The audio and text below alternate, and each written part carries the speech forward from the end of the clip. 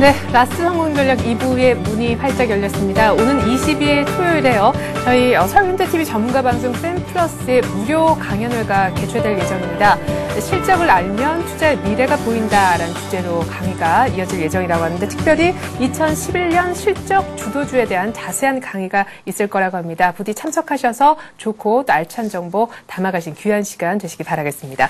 자, 옵션 만기 금통위 온갖 변수가 다 뒤엉켜 있던 오늘 코스피는 장 초반에 2100선을 돌파하는 힘을 보여줬었는데요. 옵션 만기라 막판에 빠지나 했었는데 역시 강했습니다. 프로그램에서 엄청난 매물이 나왔음에도 불구하고 오늘 코스피는 고작 5포인트 빠지면서 2089포인트로 마감됐습니다. 외국인들의 8,000계약 가까이 되는 선물 매도에도 개인과 기관이 방어해줬고요. 무엇보다 현물에서는 외국인도 외국인이지만 개인이 6천억 이상 사준 것이 큰 도움이 됐습니다. 원달러 환율도 1110원대는 지켰다는 소식이 들어와 있는데요. 자세한 얘기 시황센터 가서 듣고 오죠.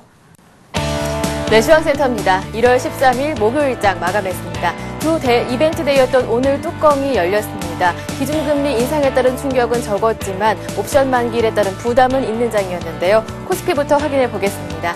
오늘 코스피는 5포인트 내린 2089포인트 하락으로 마감됐습니다. 오늘 출발은 강하게 출발했습니다. 2097포인트에서 상승으로 출발했는데요. 장 시작 10분 만에 2100포인트를 돌파하는 모습이었습니다. 장중 고점은 2109포인트였는데요. 하지만 프로그램 쪽에서 매물을 확대해 나가면서 한시 구간의 하락으로 흐름을 바꿨습니다. 개인 쪽에서 막판에 매수 물량을 확대해 나가면서 다시 한번 2100포인트까지는 끌어올려놨지만 다시 하락으로 마감되면서 2080선에서 마무리됐는데요. 수급 내용 자세하게 살펴보겠습니다. 네, 오늘 장 개인 쪽에서 6천억 원 넘게 매수 우위 나타났습니다. 외국인 쪽에서는 1,300억 원 정도 사주는 모습이었고요. 하지만 기관 쪽에서는 연기금과 투신권이 모두 매도하고 있는 가운데 4천억 원 정도 매물이 출회됐습니다. 프로그램 통해서는 8천억 원 정도의 매물이 출회되면서 지수에 부담을 주는 모습이었습니다. 이어서 코스닥으로 가보겠습니다. 코스닥도 하락으로 마감했는데요. 오늘 장은 1포인트 내리면서 534포인트 하락으로 마감됐습니다. 출발은 상승으로 출발했습니다. 538포인트에 출발하면서 540선을 바짝 추격하는 모습이었는데요. 하지만 기관 쪽에서 매물을 확대해 나가면서 10시 구간 지나서 하락 전환했습니다. 하지만 533포인트 아래로 밀리지 않는 수준이었는데요. 수급 내용 자세하게 살펴보겠습니다.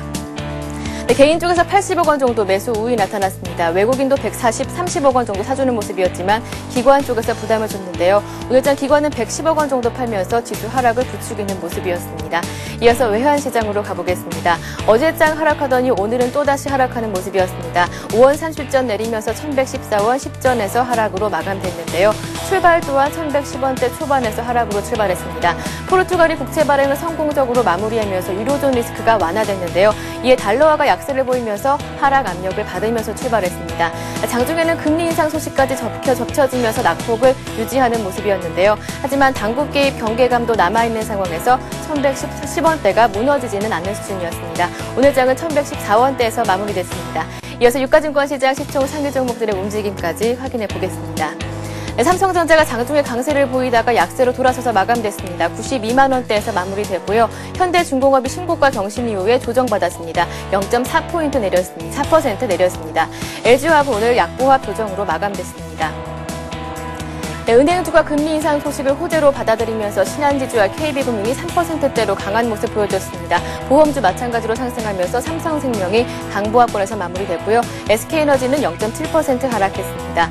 이어서 코스닥으로 가보겠습니다. 셀트리온과 서울반도체 모두 하락으로 마감됐고요. 메가스터디는 외국인의 매수 집중이 아직까지 유지되는 상황에서 1% 올랐습니다. 20만 원대도 지켜주고 있습니다. 포스코ICT가 1% 올랐습니다. OCI 머티리얼즈 강보합권에서 마감됐고요. SFA도 오늘 큰 폭으로 올랐습니다. 4.7% 올랐습니다. 태용도 강보합권 지켜주고 있습니다. 네, 이어서 특징 테마주 살펴보도록 하겠습니다. 장중에 코스피가 2100포인트도 돌파하면서 강한 모습을 보여줬습니다. 증권주가 활짝 웃는 모습이었는데요.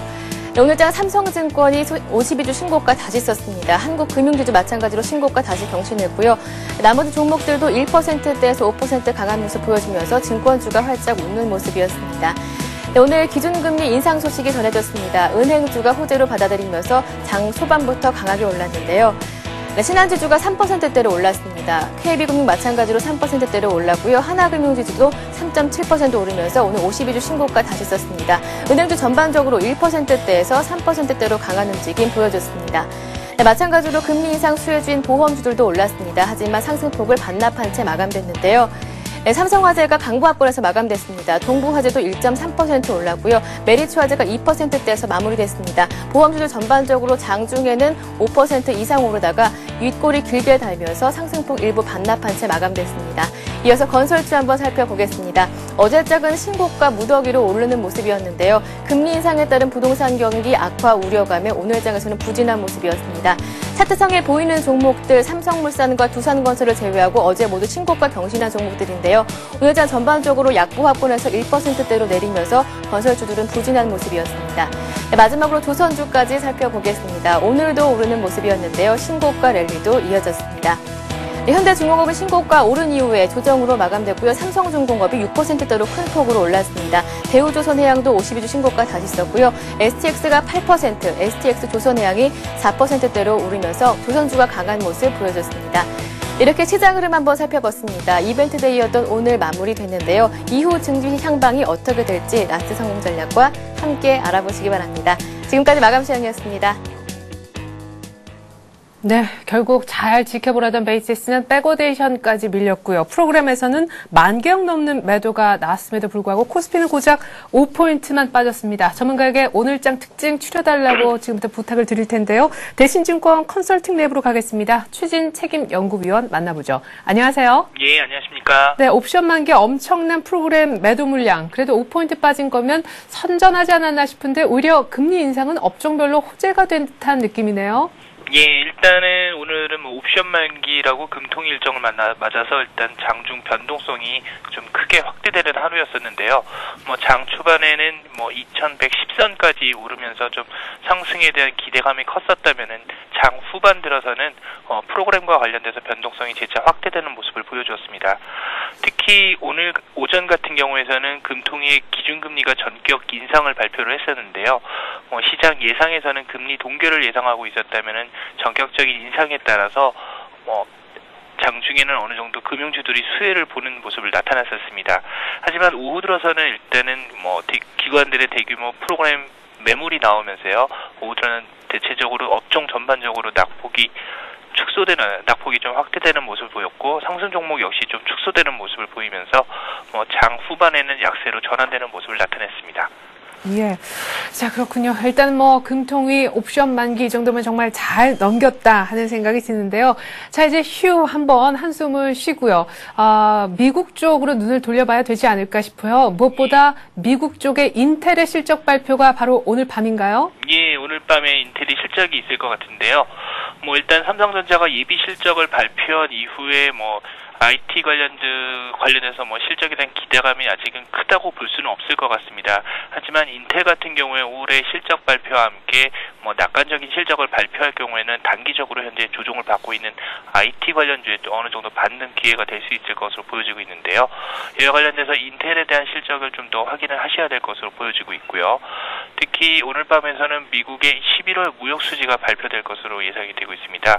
전월 같은 경우에선 38만 적자를 7천만 적자를 보일 것에 비한다면은 이번 11월 같은 경우에는 다소 이보다 무역 적자 규모가 일단 좀 증가할 것으로 보여지고 있는데요. 일단은 수입폭이 일단 늘어나고 있다는 것과 그다음에 원자재 관련 비용이 좀 증가하면서 무역 수지가 재차 확대될 것으로 예상이 되고 있습니다. 이 밖에 미국의 주간 실업 수당 청구 건수와 생산자 물가도 발표될 것 같은데요. 주간 실업 수당 청구 건수 같은 경우에는 지난주에 40만 9천 건을 발표했었다면 이번 주는 41만 5천 건으로서 어느 정도 좀 횡보세를 나타낼 것으로 보여지고 있고요. 생산자 물가 지표 역시도 전월 대비로 봤을 때 0.8%의 상승을 나타냈었다면 11월 물가 역시 0.8%로 어느 정도 횡보세가 이어질 것으로 판단이 되고 있습니다. 하지만 일단은 중요한 것으로 보일 것은 이와 함께 유럽 쪽에서 있을 유럽 중앙은행의 정책 이사회가 있을 예정인데요. 일단 중앙은행 정책 이사회에서 나올 것으로 보여지는 유럽 재정안정기금의 확대 논의가 일단 관심이 모아질 것으로 보여지고 있습니다. 당분간 이와 관련되는 결론은 이번 주말보다는 다음 주 초에 나올 것으로 예상이 되고 있어서요. 이와 관련된 관심보다는 어느 정도 좀 눈치 보기 장세가 이어지지 않을까 예상하고 있습니다. 예. 자, IT에 대한 질문을 드리기에 앞서서 유럽 쪽 얘기 다시 한번 짚어봤으면 좋겠습니다. 포르투갈 국채 입찰이 잘 됐다고 해서 낙찰 금리는 조금 높았지만 일단은 또 한 번 안도를 하게 됐는데 오늘 밤엔 또 스페인이 국채 발행을 한다면서요. 무난하게 입찰 끝낼 수 있을까요? 일단은 스페인 국채 관련돼서는 뭐 최근에 일본을 비롯해서 중국 등 국가들이 일단 유럽의 국채 국채에 관련돼서 투자 의사를 밝혔다는 점이 상당히 심리적인 면에서 좀 긍정적이었다고 밝혀지고 있고요. 물론 스페인에 관련돼서 대규모 국채 만기가 일단 국채 발행이 우려는 되고 있겠지만은 현재 상황으로 봤을 때는 뭐 그다지 큰 우려 상황은 아닐 것으로 판단이 되고 있습니다. 특히나 뭐 시장에 악재로 예상되었던 부분은 실제 악재로 연결되지 않았었던 부분들을 좀 예상해 본다면은 뭐 무난하지 않을까 좀 예상을 하고 있고요. 예, 그래요. 뭐 지금 그리스, 이탈리아, 포르투갈까지는 잘 왔는데 스페인 국채 입찰까지 좀 잘 마무리가 된다면 일단 한동안은 유로존 재정 위기 얘기를 안 들을 수도 있겠다 싶어요. 자, 이제 IT 얘기를 좀 해보겠습니다. 오늘 밤에 미국 쪽에서 인텔 실적이 공개가 되는데 여기서 끝이 아니라 곧 있으면 또 애플의 실적도 나올 거란 말이죠. 이래저래 아까 이제 많이 좀 빠져있는 IT의 반등의 기회가 이런 것들 때문에 주어질 것이다라고 하셨지만은 그러면 신규로 사라는 말씀이신지 아니면 고생한 분들은 이런 기회를 계기로 해서 좀 정리를 하라는 말씀이신지 내일장 투자 전략 미리 한번 좀 세워볼까요? 예, 일단은 뭐 IT부터 말씀을 드리자면은 뭐 지금 반도체 쪽 관련돼서는 반도체와 디스플레이에 관련돼서는 뭐 가격 바닥권에 대한 일단은 긍정론이 많이 나타나고 있는 상황인데요. 아직은 디스플레이 쪽보다는 반도체 쪽에 좀 더 우선순위를 두셔야 될 것으로 판단이 되고 있습니다. 따라서 뭐 반도체 삼성전자와 하이닉스를 제외한 일부 디스플레이 업종 같은 경우에서는 뭐 보유하고 계신 고객들이라면은 반등 시 조금 비중을 축소하시는 것도 바람직할 것으로 보여지고 있고요. 오히려 D램과 관련된 반도체 쪽은 여전히 좋을 것으로 판단이 되고 있습니다. 그리고 일단은 내일장 같은 경우에서는 뭐 일단은 숨고르기 상황이 오늘과 같이 좀 이어질 것으로 판단이 되고 있는데요. 뭐 일단은 역사적 고점 돌파 이후에 코스피 지수가 숨고르기 상황을 좀 지속하고 있는 모습이고요. 현재 유럽 재정 위기에 관련된 악재에 대한 우려감이 완화되고는 있지만 거꾸로 얘기하자면 당분간 지수를 크게 이끌어 올릴 만한 뚜렷한 호재도 사실은 찾기는 힘든 상황입니다. 그래서 따라서 현재까지는 좀 더 지수의 흐름이 큰 폭으로 등락을 보이기보다는 옆으로 기면서 숨고르기 상황을 나타낼 것으로 보여지고 있고요. 이에 관련돼서는 4분기 실적 호정 관련주를 계속 좀 더 보셔야 될 것 같습니다. 물론 오늘 밤에 인텔과 관련돼서 내일 IT 부분에 좀 단기적으로 긍정적일 수 있을 것 같고요. 업종 순환매와 함께 실적 호전주 위주로 좀 더 보시는 것이 낫지 않을까 싶습니다. 네, 그러면 4분기 실적 호정 관련주가 그래도 이쪽엔 좀 쏠려있다 하는 업종은 어느 업종인지요? 예, 뭐 일단은 업종 중에서 본다면은 금융업종에 먼저 포커스를 맞춰보셔야 될 것으로 판단이 되고 있고요. 네. 은행 관련돼서는 뭐 다들 아시겠지만은 대손 충당금 관련 등 뭐 향후 실적에 대한 기대감도 좀 더 클 것으로 보여지고 있습니다. 또한 건설업종 역시 뭐 최근에는 좀 부침이 있었긴 하지만은 건설업종도 역시 애널리스트의 실적 추정치로서는 일단 좋아질 것으로 좀 판단을 하고 있기 때문에 금융과 건설업종에 대해서 좀 관심을 가져야 할 것으로 판단이 되고 있습니다. 네. 자, 4분기 실적 호정 관련한 업종을 꼽으라면 금융 쪽이었다라는 얘기셨네요. 대신증권 컨설팅랩의 최진 책임연구위원의 분석이었습니다. 잘 들었습니다. 네, 감사합니다.